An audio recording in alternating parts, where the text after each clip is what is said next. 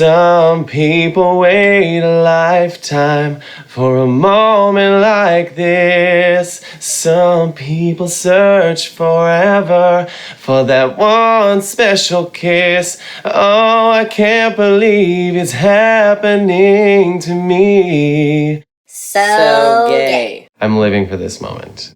Hi everybody, welcome to the Gay Men channel. My name is Justin Gerhardt. I am the host and this is my weekly vlog, Gay for Justin. I hope you've already clicked subscribe, and if you're returning, welcome back. We've been doing some solo episodes lately. This is called Gay for Justin.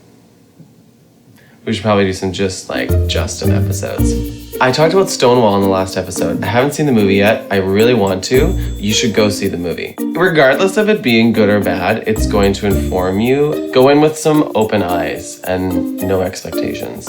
I just realized that a year ago, at this time, my sister Rachelle and I were traveling the West Coast. Click here and click here. These jazz hands are gonna take you to some episodes as well. Today's episode is gonna be about the before and the after of coming out.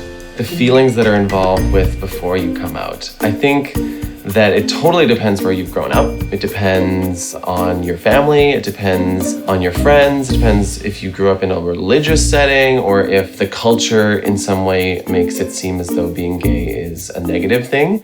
I think when I was growing up in the 90s out west on the prairies, it certainly wasn't talked about a lot. I don't think I really knew what being gay was until I was in probably later middle school to high school. I definitely was feeling things. At that time in your life, it's all about touch. I don't think I ever imagined having sex with a guy when I was 13. It's more you just imagine being pressed up against them. It's one of the main feelings I remember feeling all throughout this whole experience of hiding this part of me, was that if I didn't filter something, if I didn't say something properly, if I didn't use the right word or stand the right way or talk about the right thing, that would be a hint. And if there was too many hints that would let out of the bag, then somebody would for sure know that I was gay. So I was always trying to make sure that I was covering it up by being as busy as possible.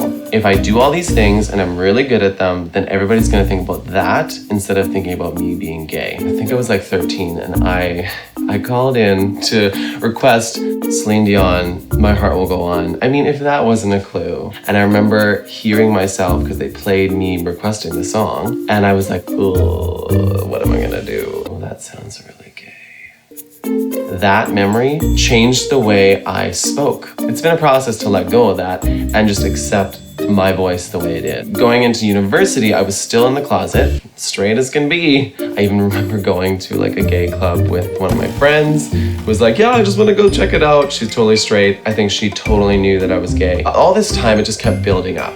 Is this crazy feeling that's inside me about men really something I need to explore? And I realized that it was. It had been there since puberty hit, 13. I really needed to do some personal work. Thank God that I did. There was new feelings all the time because I was allowing myself to finally think about guys, think about them sexually, think about a relationship with them. Just thinking about what that even made me feel for the first time in a really long time, since I was probably a kid, just feelings were just exploding out of me. And then eventually I was like, okay, now I have to come out. If I'm telling these friends, I need to tell my parents because I don't want them finding out from somebody else. I went home, it was very last minute because I was going to school 8 hours away from where I grew up. And so I caught a ride home and told my mom that I was stressed out with school, which was not true because I've never been stressed out with school. When I got home, I was just absolutely nervous. I was freaking out inside, obviously. Yeah, a lot of different emotions. Excited because I really wanted to tell them, but also super scared that this would change everything. That first night, I was like, if I don't tell them this first night, I'm not gonna tell them. It's just not gonna happen. So I knew I had to. We had dinner, trying to make conversation about school and everything else and just trying to keep it casual. Because inside I was like,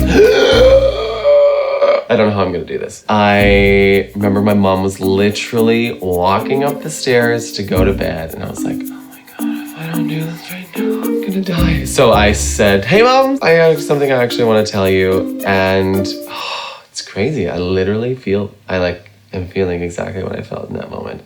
There's this ball of energy right here that's like almost choking you from talking. And so she came back down. The first words that I said was, I think I'm bi. And then went on to explain what that meant, that I had had relationships with women and that I also had been feeling things towards guys for a really long time. So that was the before. For me, my family has never been one to freak out and throw plates and like crash things and throw a punch. That's not how we roll in my family. Though I've heard stories of exactly that when a son or a daughter comes out. For me, they just sat there and were like, oh. And I was like, did you know? Could you tell? And they're like, no, you are who you are. You do what you do. And we love you for who you are. I was kind of shocked that they didn't know. The after is like, it is that weight off your shoulder. It is that like complete, like all the resistance is gone. There's this like opening here that you can finally talk about it. I remember for me saying, I'm gay. Whoo! That was hard to do for a while because you don't relate it to yourself. My parents were very open to the conversation. They were not like, oh my God, this is the worst thing ever. I think what they were most concerned is that I was gonna have a really hard life. I was quick to reassure them, like, I don't think that's the same society that you are used to maybe having heard of or seen from your generation. The before and after, it's intense. You know what else is intense? Camping, right? It's logical. It's not dramatic, and part of the reason I wanted to tell the story is because you need to know that not all these coming out stories are super dramatic. But what is dramatic and traumatic sometimes is the experience within yourself. That emotion and that like explosion of emotion when you finally come out is a lot. And I think I want you all to realize that like it's gonna be different for every one of you. I think if you're afraid to come out right now, that it's okay. It may be one of the hardest things you have to do, or during the process you may realize that it's not that hard and you just had to say it. I know it's scary. There's all these factors. My parents are gonna hate me, my friends are gonna hate me, everything's gonna change, all these things are gonna change. It seems really dramatic, but it's most likely not gonna be as dramatic as your like brain is working it up to be, because that's just what your brain does. I'd love to hear in the comments some of your stories of what those feelings were before and what the experience was after. I know everybody is super different. Thank you so much for watching. I appreciate all the support. Subscribe if you haven't subscribed. Like this video, share it with all your friends. Share it with those who you think may need to hear these stories about coming out. I hope it helps. Just remember, y'all stay fabulous.